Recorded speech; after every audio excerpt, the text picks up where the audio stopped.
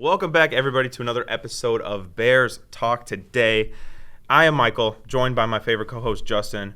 Justin, before we start the show, I have to just point out the vest. I mean, look at that. He's got the Mike Ditka look going on, the old vest. Hey. All you need is a fake mustache and a cigar, and you got Ditka down pretty good. All right. Yeah, because my real mustache is not. No. You need like the Ditka over the mouth. Mustache. Over the mouth. Yeah, okay. Yeah. So, give me like a month and a half where I don't shave my mustache. Yeah. And I'll do it. Yeah. I wish I could have a mustache that cool. But we're not here to talk about mustaches, unfortunately. Today we're here to talk about our offseason plan for the Chicago Bears. Free agency is coming up in just a couple of weeks. So I wanted to dedicate an episode to what our dream offseason was. So I essentially wanted us both, Justin, to put ourselves in the shoes of Ryan Poles. If we could control the Bears this offseason with our resources, with our cap space, what would we do? So we both come up with two plans independent of each other.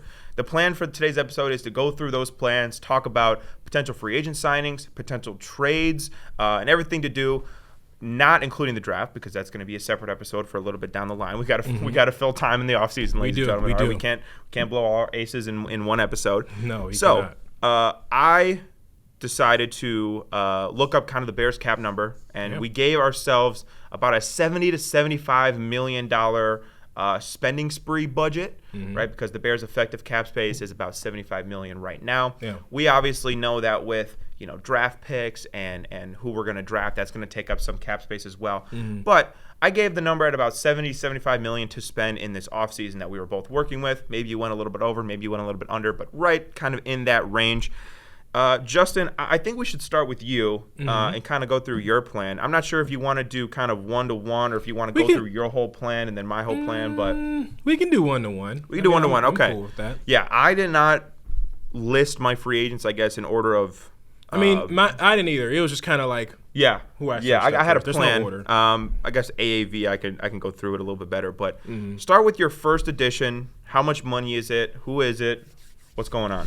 So, obviously, this offseason, we need to focus on one thing, and that's the big man behind the quarterback, right? So, my first free agency signing is guard, Chiefs, Trey Smith. I'm going to sign him 4 years, $20 million. Now, I know what you're saying. That's a lot of money for a season. Okay. I thought it was like $5 million a year. I was like, wow. No, yeah. I was like, wow, what a discount. Yeah, no, he will not be signing with us. That's for sure. No. But I mean, he ranked according to Pro Football Focus. He was the best interior offensive lineman. Like he's the best one available in the free agency market right now. He'll be 26, so he still has a lot of prime left. And I think also as well, I think the Bears can afford him. I mean, this would help Caleb be protected in the pocket to make sure he doesn't get another season high sack record, because that was just horrendous last year. And Williams is still on his rookie deal, so it's not like we're not in a weird contract situation where we're having to save most of our money for a quarterback. So I think this is a solid pickup. I think this can be a person you can plug in our line and our O-line right away, and will be productive for the season. No, I think you made a great point about Caleb Williams, because one of the luxuries of having a young quarterback is you don't have to pay the quarterback right away. Well, we're at $50 million, $60 million a year right now. I saw a stat earlier today, 10 quarterbacks in the NFL are making $50 million or more per season. Dak Prescott just got 60 last year. So the absolute luxury of having a rookie quarterback on that contract is you're right. Yeah. Gives us the ability to go out and pay big money for offensive linemen, right? That's what we need. So you said Trey Smith. I took a little bit of a different angle in the guard market. I actually ended up doing a couple of things that I wanted to run by you. Yeah. So you said Trey Smith. You said about $20 million per season. I think I agree. From all my research, that's going to be his kind of market value is $20 million AAV. I went with a little bit of a cheaper option, but one that I think is interesting as well. I went with Mekhi Becton. Okay. I'm going to give him a 4-year, $45 million contract, so about $11 million AAV. I know the math's a little bit off, but just deal with me there. I think he's a couple of things. Number one, he's about half the price of Trey Smith. Yeah. He did have a huge bounce back year with the Eagles last year, learning under Jeff Stoutland. They are the same age. I believe Trey Smith is a month younger, so you're not sacrificing age or youth or anything like that. And like I said, he's about half as cheap because, and I'll kind of tag team this one. What I did at the other guard spot was I actually made a trade. I saw yesterday that the Los Angeles Rams are listing to trade offers for guard Jonah Jackson, who they signed last offseason to a 3-year, $51 million contract. Now, last year he had a rough year. He got banged up. I believe he had a shoulder injury. He wasn't the player that he was previously, right? But you look back to his best years, and that was when he was with the Detroit Lions in the previous years. Well, who's our new head coach, Justin? Oh, that's right. Ben Johnson. That's right. It's Ben Johnson. Yeah. I wonder if Ben Johnson would want to reunite with one of the guards that helped him really jumpstart that Detroit offense. Now, it's not going to be cheap. No. He's making $17 million AAV. So I am spending $11 million on Mekhi Becton, and I'm spending $17 million on Jonah Jackson. My trade proposal would be to trade pick 149. It's a 5th-round pick. Now, yes, I understand that that's a bit of a low asking price, but he is a cut candidate because of his contract. So for my money, a 5th-round pick is kind of that sweet spot of good enough to where you're not, sacrificing too much, but also good enough to where the Rams wouldn't cut him and that you could take on the salary cap. Again, his contract is a bit inflated, but at this point, we're so desperate for interior offensive linemen. I'm willing to overpay in hopes that we can get the best of Jonah Jackson back like he was in Detroit. Yeah. What say you? No, I mean, I like those picks, and I think definitely, even in this free agency, there is a lot of linemen available, and I think you can definitely swap out, some linemen that, are more bigger targets for other teams and kind of have the sale, not like a Walmart version, but something that's a little bit. Well, Walmart's better than the Dollar Tree, what we had last year. Yeah, I mean, you're right. Jeez Louise. Well, maybe even a Jewel Lasco or something, right? Yeah. Chicago's finest. Yeah. Chicago's finest. But I like those picks. I think I would not be mad at it. I mean, the biggest thing out of all of these picks are that we're paying for protection. Invest in the offensive line. Yeah. Absolutely. It's like what you said, in every episode, we're building through the trenches. That's what's most important. That's what allowed, the Lions to be so successful last year. So, absolutely. Repeating that will be easy. Okay, so my second one that I have is a Super Bowl champ, offensive lineman, Josh Sweat. Ooh. Yeah. So I know he was a little bit injury riddled last season. He harassed Mahomes in the Super Bowl. He did. Oh my goodness. He for surely did. Now, I think with our new defensive coordinator, Dennis Allen, he wants to attack the quarterback. So I think for, his tendency to call that man press coverage or press man coverage also, will really make an impact on the pass rush. So I think that'll be something that'll be easy, an easy fit. Another thing that I kind of have a little bit of a question about is, he might not be an ideal fit for, the 4-3 since he's been, playing in Vic Fangio's setup. But I think he can adapt and learn. I think the other downside is, they did win. So obviously, if you win the Super Bowl, you might want to stay where you are. But a lot of times when you have a lot of free agents who are wanting to make more money, they look more attractive when they win. So yeah, absolutely. And the Eagles have a lot of free agents upcoming. They do. So I definitely think he will be on. His agent will be pretty busy this offseason. But I just thought he was a good pickup. I have him for 2 years, $30 million. I know that's a little bit short, but I think with him, he's a guy that you can plug in right away. And I'm willing to spend extra money for good protection. So. No, I agree. I think having a pass rusher opposite of Montez Sweat is a kind of underrated need for this Bears team. We need it. I addressed that as well. I addressed that a little bit. I'll talk about that a little bit later on. I want to get to my next guy first because it kind of goes with the theme of what we were talking about. Yeah. But Josh Sweat, you're right, was absolutely incredible for the Eagles this year. He dominated the Chiefs' offensive line in the Super Bowl. Huge reason why they won. I mean, I think he had 2.5 sacks in the Super Bowl. It was ridiculous. He's going to get paid. Would you be willing? My question is, would you be willing to sign Josh Sweat if he wants to say, "I'll sign with you guys. I just need you to break the bank, like $20 million AAV, 3 years, 4 years, whatever." Like, would you do 4 years, $80 million for Josh Sweat, or is that a little bit out of your comfort range? If he's really driving up the price, if he's got some other suitors, that's my question for you. I mean, he's 27, so he's not super old. He's still young. Yeah, he's kind of like right in the middle. He's right in the middle. Yeah. Sure, I would go for it. I would go for it. I'm with it. I think this whole offseason we've been in the trend of spending money. Yeah. And obviously, this is the best time to do it. Yeah. We have a good quarterback. We have a good offense. We have a good defense. We just need a couple of more pieces to really integrate, our system together. And so maybe you get McCaskey to sign the check and convert a lot of that to a signing bonus. Oh, yes. George, Easily. George, open up the checkbook. Open. It's already open. Ben Johnson got $13 million. All right. Speaking of Ben Johnson, I wanted to talk about a quote that he made a couple of days ago at the Combine, and I wanted to reference that in terms of one of my free agent signings. So my next free agent signing that I want the Bears to get is center Drew Dahlman for 3 years and $30 million. That's about what his projection is on different sources. It's about I actually saw about $7 or $8 million per year, but I think, hey, this guy's 26. Yeah. He's a quality center. He's one of the best run-blocking centers in the entire NFL. That's an area in which Ben Johnson obviously is going to want to improve this Bears team is the running game. Yeah. He is quoted as saying, I think we need a strong presence at the center position. That tells me that they're going to be aggressive to go get a center in free agency. Yeah. I think Drew Dahlman makes a lot of sense. Okay.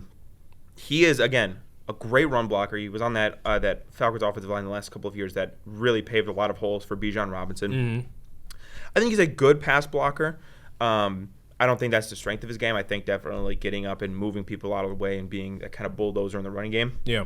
However, he's a veteran player. He's 26. You can sign him for relatively cheap, right? He's not centers don't command, $15-20 million a year. No, like a lot of other, like you just talked about with Josh Sweat. I think that this would be a huge addition for the Bears. I think having a center is one of the most important things for a young cornerback. Ben Johnson agrees with me. I think not only is this a move that I would do, I think this is a move that they might actually end up doing very realistically, trying to go get a guy like Drew Dahlman. Yeah. No, I mean, I think that's not a bad pickup. I feel like any offensive, defensive lineman that is decent, that's in their mid-20s, is, I mean, who has not performed poorly is a great decision for us. Get ready to learn deep dish pizza, buddy. Seriously, Get right? ready to learn Chicago hot dog, buddy. No, I mean, I think you get somebody like him who can learn our setup and we have a great coaching staff. I mean, I know we talked about that last episode, but I mean that's something that is really influential. And I mean from top to bottom line, no matter if you're an offensive lineman, defensive lineman, or running back, you're gonna learn something. So if you're able to get a young guy, mid-20s, early 20s, even late 20s, have them, sign a 2-year, 3-year deal, have them learn our offense or defense. I think that's huge. That's tremendous. I agree. Who do you have for your next free agent, Justin? All right, so I'm still on the big boy train. So for this one, it's funny you mentioned Ben Johnson. So this one's kind of a cheapo. No, I'm not gonna say cheap. I'm gonna say a affordable pickup. Yeah. I have guard. Lions, Kevin Zeitler. I don't know if I'm saying that correctly. Kevin Zeitler. I like it. Yeah. I mean, last year he had an 86.8 PFF grade. I feel like he's a cheap pickup. Now, he is in his mid-30s. I think he's either 33 or 34, if I'm not mistaken. He's definitely up there, yeah. Yeah, he's definitely up there. But I think he probably has a year or two left. I think if you get a veteran around some of these young guys that you sign, it'll definitely make an impact for sure. Also, where was Kevin Zeitler at last year? He's in Detroit. Yeah, Detroit. Yeah, Ben Johnson. That's why another reason. Yeah, I know, right? Yeah. I wonder if some of those Detroit free agents will come over to Chicago. Oh, for sure. I like how, again, we didn't know each other's list. No. We didn't collaborate on either list. No. We both paid money for 2 guards. Yeah. That should tell you something. Yeah. Ryan Poles. Yeah. And I paid money for a center as well. Another cheap option, kind of in the vein of more of a realistic option just in terms of roster building. Again, this isn't the most attractive pickup ever. This guy's probably not going to score, 10 touchdowns, whatever. I just think you take a flyer on a guy like Javonte Williams, give him a 1-year, $6 million contract to be your running back, not to be your running back, but to be a running back. He's only 24 years old. I think he's some solid depth. I've been a Javonte Williams believer ever since he came out of North Carolina. He had a great rookie year with the Broncos. And then kind of got hurt and wasn't able to kind of replicate a lot of that success he's had. It's been kind of downhill from there. Yeah. But, I mean, what's the pain in giving a guy $6 million, $5 million, whatever it is? The market's not going to be huge. It's not going to be a big cap hit when you're getting a 24-year-old very talented running back. I like it. Again, it's not something that I'm just going to be pounding the table to do. Yeah. I just think from a roster building, from a team building perspective, you need depth, especially with Ben Johnson, again, wanting to invest in that running game, both in the offensive line and in the running backs, which I'll get into more later. I do think that a guy like Javonte Williams could be a flyer worth taking. Just why not? If they cut him, they cut him. But if he turns into something special, maybe he could be a nice little piece for the Bears running game. Yeah, I think so. I like that pick. Yeah. All right. So my next one, I'm still on the side of offense, but something a little different. I have Los Angeles Rams wide receivers Tutu Atwell. Ooh, so, I like that. I think for me, obviously, I don't think Keenan Allen will be. No, he's not coming back. Yeah, he's not coming back. No, he's older. I think old, expensive, and slow. Old, expensive, slow. And, I think after the frustrations of last year and his lack of production, I don't think he's going to come back. No. I think this could be an easy wide receiver 3 option. Mm-hmm. I think the only downside is he pretty much – I don't even think he had a receiving touchdown last year. But I think if you put him in the right offense, you put him under Ben Johnson, you put him under, because he'll be calling the plays. So, right. Not our OC. But yeah, I just like that pick. I mean, I have him for 3 years, $10 million. I mean, I think for him, he's still young. He can develop under our coaching staff and our system, and I think it could be helpful for us. I don't think he's going to be like an elite. I mean, he's wide receiver 3, right? So he's not going to get all the touches of a DJ Moore or a Rome Odunze, but hopefully,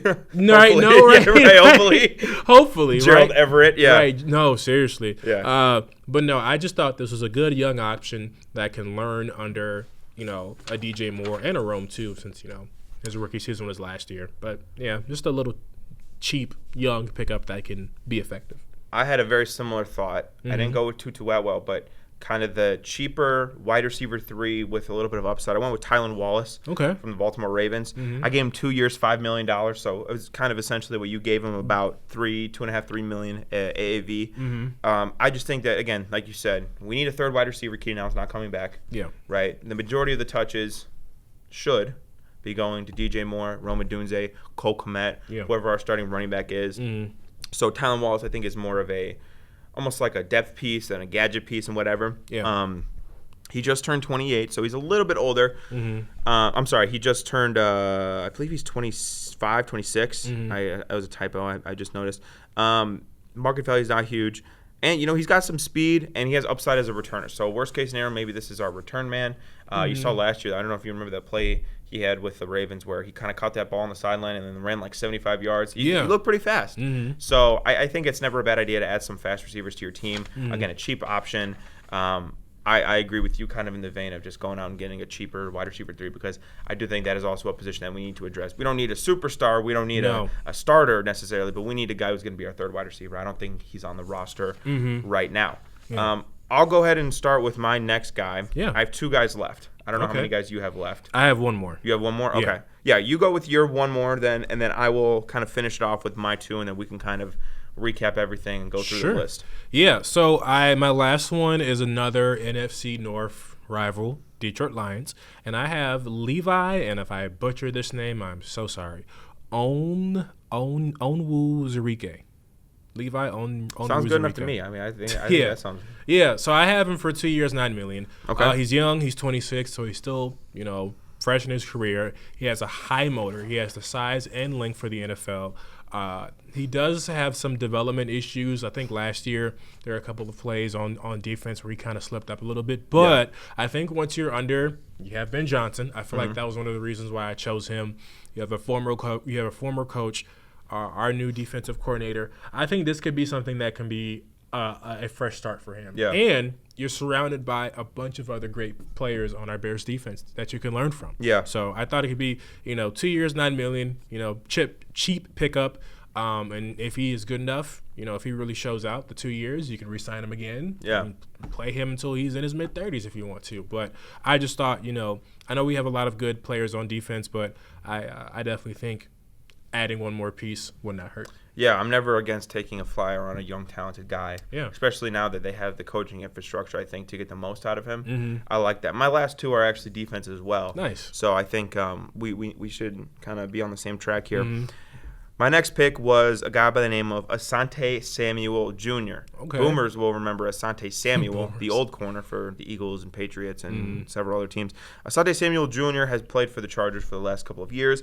He's been a little up and down. I won't lie. He's not been great. So I'm going to give him kind of sub-market value for a corner going into free agency. I'm going to give him 3 years and $35 million. Wow. Right? Okay. $11 million sounds like a lot, but when it's the corner position, those guys are making some nice money. dough. Yeah. He's only 25 years old. I think there's still probably a lot of meat on the bone in terms of his development. Yeah. I don't imagine that he is the best version of the player he's going to be. He's on the underside of 30, so I'm not going to pay. I am really against paying corners that are going to be 30 during the length of the contract. I think that position you fall off a cliff relatively easily. Easy. But he'll be 28 at the end of this contract. I feel like that's fine. Again, it'll be cheap for a free agent corner. And I believe that we do need another outside corner opposite of Jalen Johnson. Yeah. Tyreek Stevenson, I've lost a lot of goodwill with him. I'm not going to lie. No, I mean, It could be the Commanders game, and I could be just being too harsh, and that's totally fair, which I have a right to feel that way because he basically ruined our season. Yeah, that was bad luck. Yeah.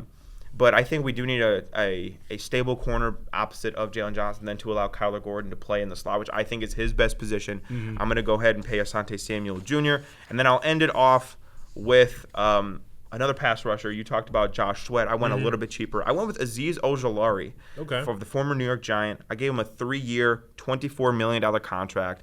Listen, this guy has not been the most productive pass rusher you've ever seen, right? He's had 22 sacks in his 4 years, which that equates to 5.5 sacks a year. So it's not, Khalil Mack. This isn't T.J. Watt level production, right? But I think, again, solid option opposite of Montez Sweat. It's another pass rusher, another veteran guy. He's 24 years old. I tried to go for more youthful players. Yeah. That way they can continue. That way their development, it hasn't hit their ceiling yet. They can continue to grow and be better. I think it's Azeez Ojulari for 3 years for $24 million, so $8 million a year. I really do like that for the Bears. Now, I'm going to say one more. I'm going to throw one more thing at you. Okay. And this is going to sound like a stray, but it's not. It has a purpose, and I promise. And when we get to the draft episode, it like Thanos, my full plan will be realized. Right? You're going to see all the seeds that I had planted. Yeah. I'm trading away DeAndre Swift to the New England Patriots for pick 77. Listen. That's a specific pick there. Late third. Okay. I'm trading him. Okay. And you're saying, well, Mike, what running back are you getting in free agency? None. I'm not getting one. What? And that'll be a little teaser for the draft episode we're gonna do here later. But this draft class, they've got some dogs in the backfield. Okay. All right. Actually, I just lied. What running backs are you getting? None. I just got Javonte Williams. I'm like, what do you mean you're getting none? Well, Javonte Williams is more of a depth kind of. He's not a starter. He's not. I'm not paying him to be the starting running back. Okay. Yeah. No. In terms of who's going to be your starting running back, I don't got him yet, but he's coming. He's coming. I promise. All right. So, trading DeAndre Swift to Patriots for pick 77. That frees up a little bit of cap space as well if they take on the contract. The Patriots have even more money than we do. I think they have like $94 million of free agency. Yeah. I don't think that they're satisfied with Ramondre Stevenson. I think Mike Vrabel, Josh McDaniel is going to want a more explosive running back. And for all my gripes about DeAndre Swift, I will say he does have the ability to be an explosive running back. I don't think he'll fit the scheme that Ben Johnson is going to want to run here. Yeah. And I think for the second time in about 3 years, Ben Johnson's going to trade him. Trade him away because, when Ben Johnson became the coordinator, he traded away DeAndre Swift. Second year, I believe he traded him, or whatever it was. He traded away DeAndre Swift. Probably doesn't like him. Yeah. I don't think he matches the kind of style of offense that Ben Johnson wants. His vision, it's just not good enough for me. That's the one thing that he's had with both of his running backs in Detroit. Yeah. Even going back to a guy like Jamal Williams, right? That was kind of always the vision they had. I just don't see that being him. I'm going to trade him. I'm going to get pick 77. So to summarize my offseason, the Bears acquire Drew Dahlman, Mekhi Becton, Jonah Jackson, Javonte Williams, Asante Samuel Jr., Tylan Wallace, Azeez Ojulari, and pick 77. I just love that you just pick 77, not like the first round pick of the second or third draft. No, I want pick 77. I figured the Patriots probably wouldn't give us anything greater than that. And I think of all the teams, the Patriots would be a team that would be okay taking on DeAndre Swift's contract, which isn't like astronomical by any means, but it's a little bit expensive for him. So they'd be fine taking on. They have money. They need some playmakers. They're going to want to surround Drake May. I think the Patriots make the most sense. They have draft picks also, so pick 77 I think works. Maybe it's too expensive, maybe it's not expensive enough. I don't know. I just trade DeAndre Swift. I think get rid of the contract as much as you can and try to get some draft capital. No, I mean that I like it. I mean, I think for me, I feel like last year, it kind of sucks because obviously last year was the experimental year of Caleb Williams. Yeah. So obviously, like, it wasn't like, I feel like maybe if we do keep him this year, he can have a bounce back season where he's a little bit more productive. But I mean, I'm not against it. No. I think, there are a lot of good running backs in this draft, especially when you go late. So why not? I'm open to different things. Yeah. So, and I get the people who like DeAndre Swift, and I think, absolutely had no chance with that offensive line last year. No, I'm not holding it to him to a certain degree, but I think again he just doesn't kind of fit the vision that Ben Johnson wants. No. That's part of the what he was talking about when he said I want to rip this offense down to the studs. Yeah. Some players are not gonna make it. No. And I think the other theme of what I did in this offseason was kind of matching his vision, right? Yeah. Got DeAndre Swift gone. Got the big boys, just like SZA. I need a big boy, right? We need a lot of them. We need a lot of them in Chicago. I was listening to that SNL song yesterday when I was making this list, But big boys up front, and some depth, and that's honest. That's honestly kind of what I was going for my whole theme for this offseason. No, I mean, and that's my theme too. I mean, my list was obviously Trey Smith, Josh Sweat, Kevin Zeitler, Tutu Atwell, and Levi Onwuzurike. I mean, obviously, I think when you look at a lot of these lists online, like that's what everyone has: guards, offensive linemen, defensive tackles, defensive ends, because that's what we need. We don't need receivers. I mean, we do need wide receiver 3, but we need receiver depth. We need receiver depth. Yeah. But overall, I don't think there's much. We don't need top line product. Our products, we have those already. Right. So I think it's just about like chiseling the edges of what we need. And I love what you said about Ben Johnson. Hey, he wants to tear this thing down and rebuild it up, right? Because you need a solid foundation to have a strong building, right? So for our offense, this is something that's crucial. Now, I did want to bring up one more thing as I've been looking while we've been talking. A lot of people have been talking about Khalil Mack. What is your thoughts on that? Is it time for a reunion? I love Khalil Mack. I just don't think that at this point he's 30. Can you look it up? He's 33, 34, I believe. I want to say so. Yeah. He's older. He's not going to be cheap because he's been such a productive player. Yeah, the projection for this one says 2 years, $30 million. And if he's, I don't know if I want to spend that much money. I think he's a little old. If he gives us he's 34, bro. Yeah, I don't know if I can pay a pass rusher. I'd rather 34-year-old. I mean, I'd rather just draft one. Yeah, I'd rather just draft one. And that actually brings up a great point to what I was going to say next is I think when you look at free agency, what the smart teams do and what I believe and hope the Bears are going to do is they're going to look at the draft and they're going to say, what can we get in the draft? Yeah. What is this draft good with? This draft coming up is not very star-studded, right? No. There's not a Caleb Williams. There's not a, Andrew Luck. There's not any of the top guys, right? No. Minus maybe like an Abdul Carter. And the first round is going to be a weak first round relative to a lot of first rounds. Yeah. However, the second, third, fourth, fifth round, there's going to be a lot of quality players in there. So I think this draft class shines in its depth, not so much in its ceiling. Yeah. So when you're looking at that, you can say, all right, well, what can we get in the draft? What do we need to get in free agency that we can't get in the draft and vice versa? Yeah.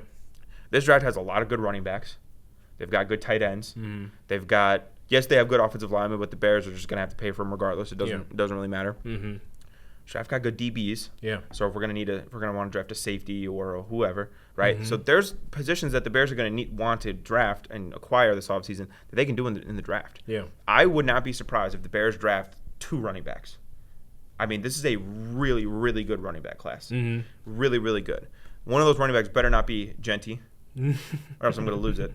I'm really not on the Genty. We're not on the Genty train. We're not on the Genty train. No. I'm sorry. But look at what you can get in the draft.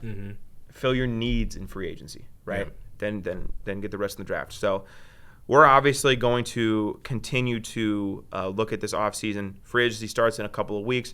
We will, of course, give you guys our reactions, our thoughts, our analysis on what the Bears do. They better spend money like it's going out of style, or else I'm going to lose it. I'm going to lose it, Justin. You have to take advantage of Caleb Williams' rookie deal. they better spend money. So we'll give you our reactions on that. And then the draft is coming up in a couple of months. Yeah. Feels like it's a long way away. But as we get closer and closer and closer, and we continue to scout and look at best fits for the Bears, it's gonna come pretty quick. It will. So I'm excited. I may or may not be at the draft. I hope to be at the draft in Green Bay. So maybe I'll get some behind the scenes footage for you guys, and then we can go through and talk about what the Bears did. But that wraps it up on my end, Justin. Yeah. No. I mean. Thank you guys for watching. Obviously, this is the off season, so it's a little bit slower, but we appreciate the views. We appreciate the likes. I had actually seen this the other day, Mike. On our channel, we have over 60,000 lifetime views. Wow. And we started in September, so thank you for all who are watching. And I love all 60,000 of them. Well, actually, I love all 55,000 of them. The 5,000 are my, kind of backup accounts. But I appreciate the 55,000 of you that have tuned in to watch videos. Yeah. Thank you. Shout out my mom. No. I appreciate everybody, and